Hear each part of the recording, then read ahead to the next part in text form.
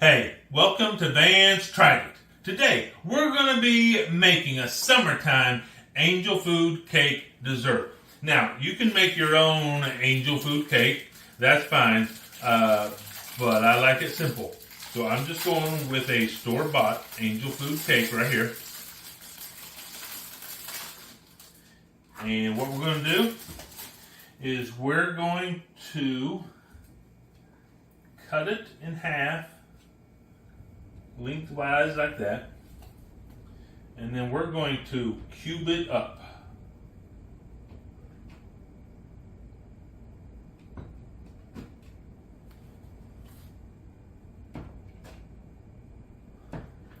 And we're going to make a substantial size cubes, but not super big, probably an inch on each side or so. And then we're going to take all of those and we're going to dump them into just your standard 8.5 with 9 by 12, whatever it is here. Just like that. I'm just going to spread them out in there really nice. Just like that.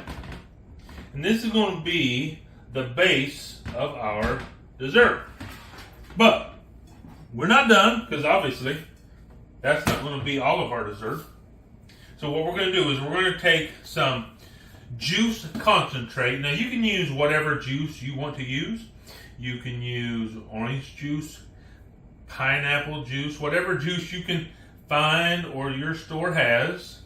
And I say whatever juice your store has because I only had two choices of juice concentrate at the store I went to, and that was orange juice or apple juice. And frankly, either one would work.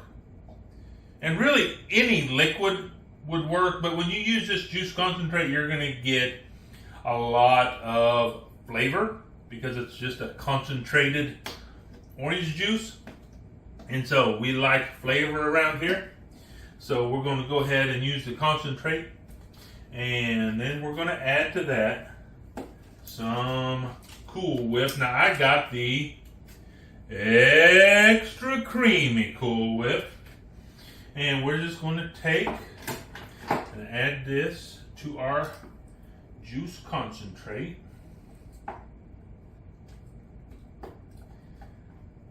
And once again, you can make your own, and your own, let's face it, would be probably better, and probably better for you because you know exactly what is in it.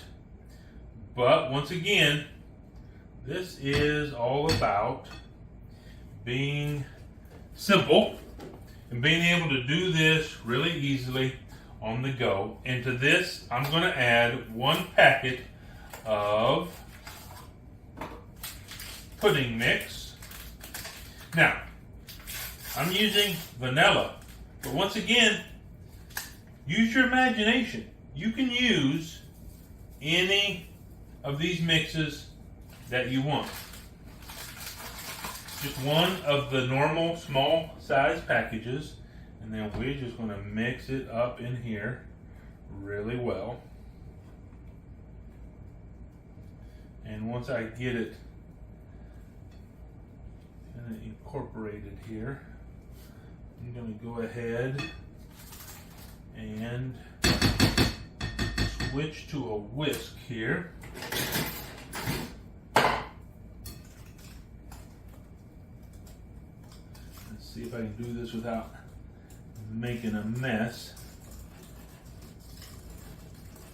Just mix it up really well. You just really are wanting all that pudding to dissolve in here. And you want there to be a good mixture of the concentrate and the whipped cream. Just like that. Let's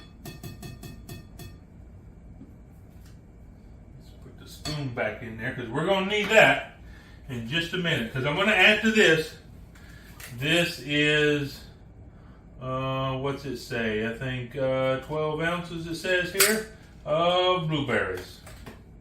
And now I'm just going to pour these in here.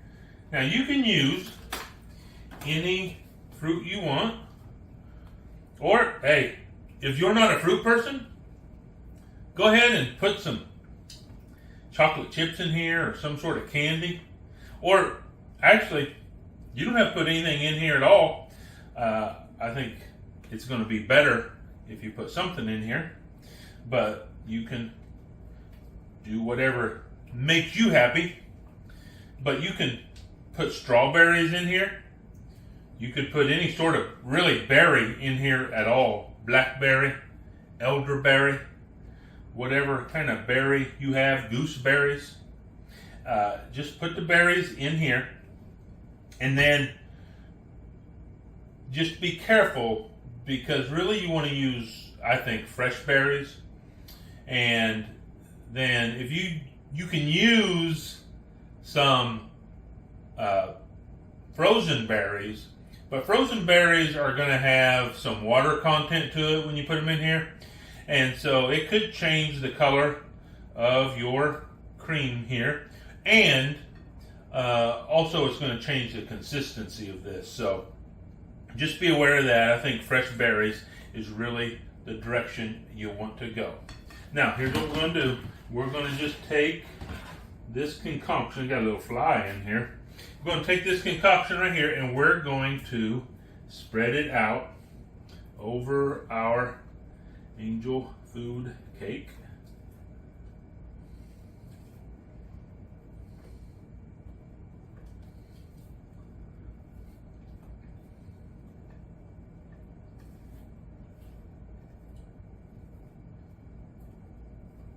Get as much of this goodness out of here as we can. Right there. We're just going to spread it out. Kind of push it down a little bit too. When you're spreading it out, push it down, because we're going to have some cracks in here. So just push it in. Try to get it down, seeping into the cracks. Just like this. You can actually, might even be good to use some mixed berries in here.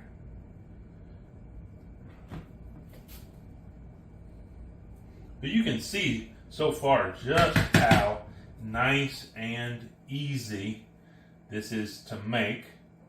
But we're getting ready to do, really, the hardest part of this whole thing, which isn't super hard, but I think is going to add just a lot of really good flavor for us.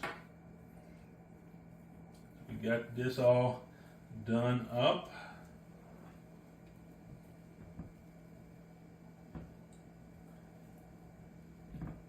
Smooth out. And then what we're going to do is we're going to put this off to the back here. Let's get this bowl out of the way. We're going to set this over here.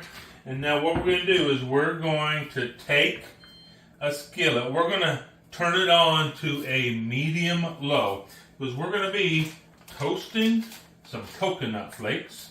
See if I can open this bag up. Now really, there are 3 ways that you can toast coconut flakes. And they are in the microwave, or in the oven, or obviously in the skillet. Now, I prefer to do it in the skillet. And really, the main reason for that is because whichever method you use, you're going to have to stir these every 30 seconds to a minute. And you're going to have to keep an eye on it to make sure you don't burn it. And it's just going to be easier to stir it and keep an eye on it on the stovetop than it would be in a microwave or in an oven. So when I am toasting up some coconut, I like to do it on the stovetop. So basically, all you're going to do is you're going to put it in there. You're going to let it go for a little while. Now, I just turned this burner on, so it's going to take the burner a minute to heat up. And then once it heats up, we're going to want to let it set for 30 seconds or so to a minute. You should start to smell it because those oils in the coconut will start releasing. You'll start to smell it. But hey, while we're waiting for it to really start to toast up and before we stir it again, why don't y'all go ahead and go down in the comment section and go ahead and leave me a comment. What is your favorite summertime dessert? And what kind of fruit would you put in this? Would you put in strawberries, blueberries, blackberries, elderberries, gooseberries? Or, hey, would you go with something other than berries? Because the sky's the limit. That's the great thing about this. You can just be creative with the type of cake you use. You could, hey, look, if you were really bold, you have some leftover donuts, cut up those leftover donuts and use that as the base. You can use any type of or flavor of pudding. You can use any berry or filling. You could use some, you could take some candy bar, cut it up, put that in there. That would be delicious. There's so many ways that you can do this. Let me know what you would do. And hey, when you're done leaving me a comment, would you please go ahead and like this video, subscribe to my channel. That way, more people will see these videos. You'd be doing me a great favor if you did that. Man, I can really smell that coconut. It is smelling so good. And so we're just going to give it a little stir here. Just like this. And we're just going to let it go another 30 seconds to a minute. And so while that's cooking, let me just tell you, I have always been a fan of coconut. Now my wife, not so much. She doesn't like the coconut stuff, but me, I've always been a fan of coconut. I remember when I was a kid, my mom always had some bags of coconut, and I would just grab a daub of coconut out of there when nobody was looking, and I just put it in my mouth and kind of put it in my cheek like a chipmunk, and I would just be sucking on that coconut and just get that coconut flavor. And one of my favorite pies is a coconut cream pie, and I mean, that is just delicious. And I think that really, there's a lot of desserts that you can use these toasted coconut for. Once you learn how to toast these and you really see how easy it is, I think you're really going to want to start toasting up some coconut and just putting it on a lot of your desserts, because I think it just adds this really nice little texture, first off, because the toasted coconut is going to be a little bit crispy. It's going to give it texture, but also it's going to give that flavor, that added flavor to stuff. And you know what we like here? We like flavor. So we're always looking for how do we best get a lot of good flavor in our foods. Because I think really as a home cook, and even in restaurants I notice this a lot. And I kind of understand why they do it in restaurants. I don't understand it as a home cook. But that is, I think a lot of people tend to under-spice and under-season things.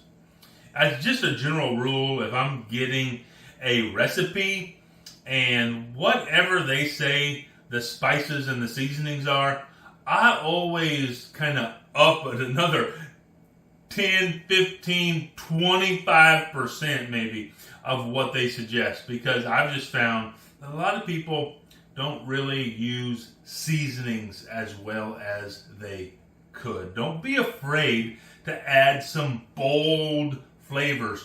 And really the key to the bold flavors is just figuring out what things work together. I think that's why people get afraid of using bold flavors, because they've tried something or they've eaten something and it just tasted weird. And the question or the issue, I think, a lot of times isn't that you use too much, although, look, you can use too much of a spice or a seasoning or an herb, certainly. But I think more often than not, it's about putting the wrong things together. And then because the flavor profile is off, in our brain we start to say, oh, well, maybe I shouldn't have used so much of this or that. When a lot of times it was just the combination of flavors didn't really work very well together. So that's part of what it is. Just figuring out what flavors do I like that work well together. This is smelling good, and we are starting to see some of this coconut start to brown up, darken up a little bit. And don't be afraid, look, don't be afraid to take your time here. This is not a process that you really want to rush, because you start to rush it, and what you're going to happen is you're going to start to burn some of the coconut, and then you're going to get a burnt flavor, and you're going to be like, I don't know why people like that toasted coconut. It tasted weird or bitter to me. Well, the bitterness is not the toasted coconut, it's the burnt coconut. So don't be afraid to go ahead and leave the temperature down, stir it up, and take your time on this. And it is not going to be much longer now, I can tell you that. I already have some pieces that are starting to toast up, which is just what we want to see.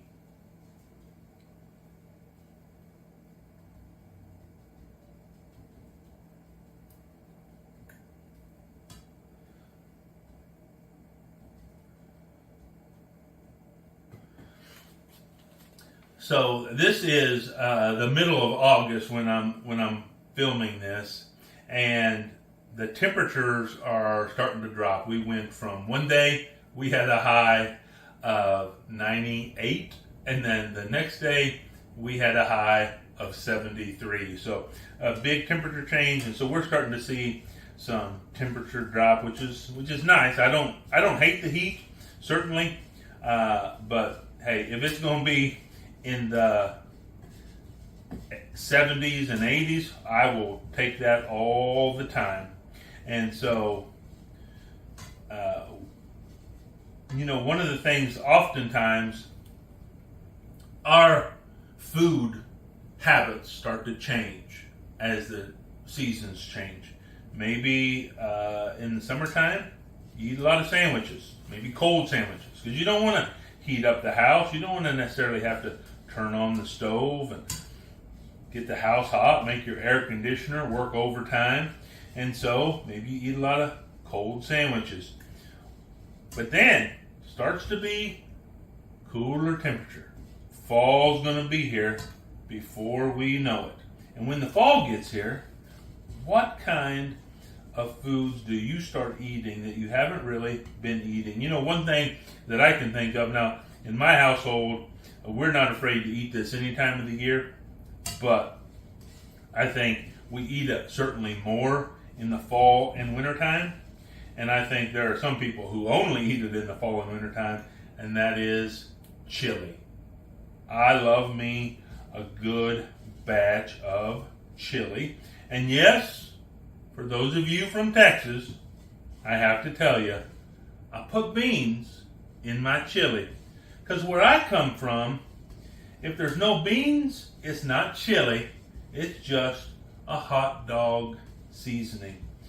But I'm kind of looking forward to good chili weather to make some batches of chili. And so if you would like to have me make a video about how to make a good batch of chili, why don't you go ahead and let me know that down in the comments. Okay, so our coconut is toasted. We're going to turn this off. I'm going to see if I can give you a little view of this. You can see that got a lot of brown in here, but still have a little bit of white, and that's really what we're looking for. And the pan is still hot, so don't be afraid. After you take it off the heat, just keep stirring it a little bit. Just like this. That's going to work out just fine.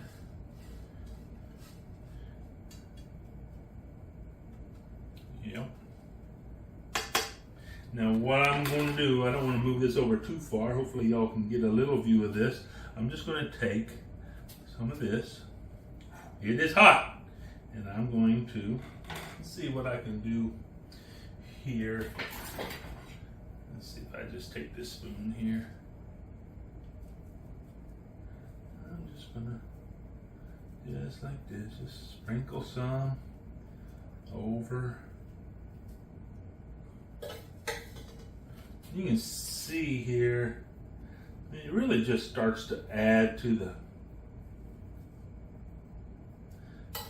look of it even. It just looks nice and pretty with this toasted coconut on here. And I'm probably not going to even use all this coconut that I toasted up here, but that's all right, because I will use it for something else, I am sure. Got a little bare spot here. All right, there we go.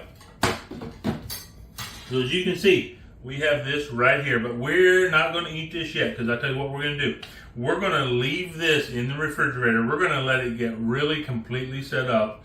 We're going to come back in, I don't know, an hour or two, and then we're just going to give it a taste. So I will see you when this is nice and cooled off and ready to eat. Okay, so our dessert has actually been setting up for several hours. And so we are now going to get some of this out of here and see what it's like. Oh yeah, it sets up so nice. Holds together beautifully. Let's make sure I get a good bite with everything in it.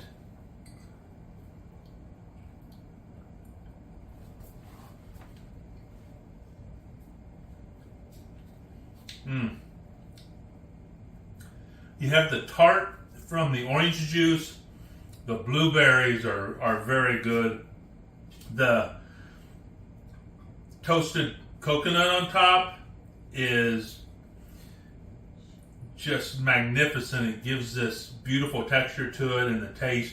And then you have that angel food underneath, all kind of joined together with that pudding.